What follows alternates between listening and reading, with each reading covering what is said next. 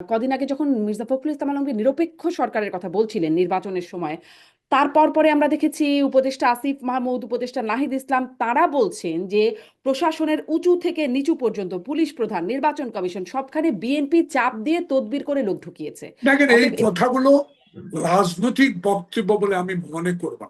যদি আমি জানি না আসিফ নজরুল এই কথা বলেছে কিনা, আপনার আসিফ কাছে নজরুল না, আসিফ মাহমুদ। আসিফ আসিফ মাহমুদ মাহমুদ সজীব এই ভুইয়া। কথা বলেছে কিনা, আপনার কাছে ডকুমেন্ট আছে কিনা আমি জানি না। তবে যদি সত্যিকার রাজনৈতিক নেতা হয়ে তাকে বিএনপির মতো অত বড় একটা রাজনৈতিক দলকে নিয়ে এইভাবে কথা বলাটা কতটুকু ঠিক, সেটা তারাই বিবেচনা করে, জনগণের বিবেচনা করবেন। তাহলে দল করেন, আসেন, ভোট দিয়ে দেন। মৃত ব্যক্তির ভোট যাতে না হয়।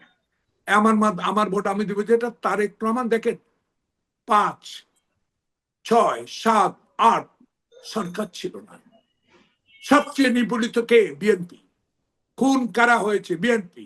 আনাগরে অত্যাচারিত হয়েছে কে? বিএনপি। কারাগারে কে ছিল? বিএনপি। তাহলে গুম হয়েছে ইলিয়াস আলী।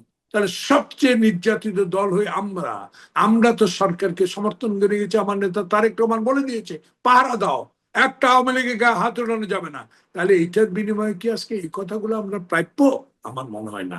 তাই আমি মনে করি তড়িৎ গতিতে যারা দল করতে চান, দল করেন, জনগণের কাছে যান। যদি আপনার জনগণ ভোট দিয়ে ক্ষমতায় যান, তবে ভোটটা হইতে হবে শাহাবুদ্দিনের মতো 1991 সালের ভোট।